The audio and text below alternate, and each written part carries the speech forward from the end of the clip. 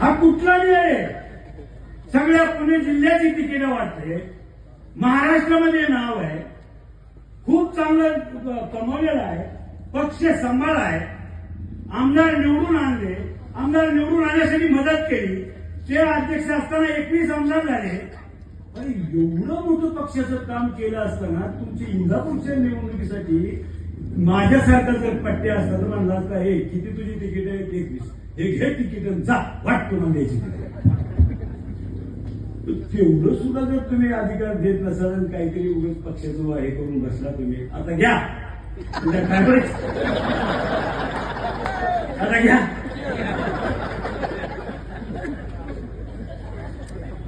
आता असं होईल, या महाराष्ट्राचं सगळ्यांचं लक्ष लागले. उद्या 2-3 तारखेला जेव्हा निकाल लागेल त्यावेळेला सगळीच्या सगळी शिटारी गारेटकर दादा 3 ते 4 हजार मताने निवडून येतील.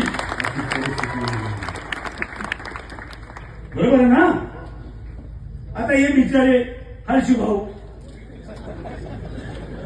बिचारीच आहे ना,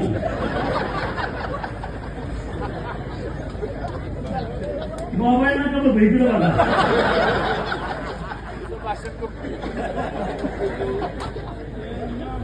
त्यांना काय म्हणते, त्याला काय म्हणते चंपो.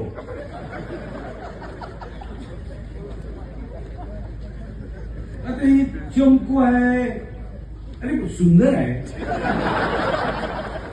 उंचापूर आहे, देवाने केस चांगले दिले, भान चांगला पाडते, दिसायला सुंदर आहे, 62 वर्ष झालं तरी 40 वर्षाचं वाटते. आज तर चांगला नवा करून जॉकेट घालतोय. जेवढं जॅकेटवर हे करतील तेवढे आपण इंदापूरकर सगळी जॅकेट शिवून टाकतो. अरे निवडणूक कसली, काय चालले, कोण काय कशासाठी चालले? आणि भाऊ काही दुसरा तर काही विचार नाही ना. आहे सुंदर, आता त्याला काय करा, आहे सुंदर तर सुंदर आहे.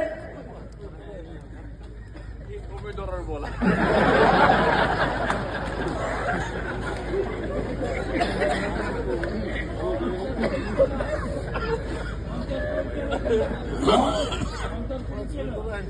आणि म्हणून आहे, चांगला आहे, सुंदर आहे. आपली देणगी आहे इंदापूर तालुक्याची. 18 वर्ष मंत्री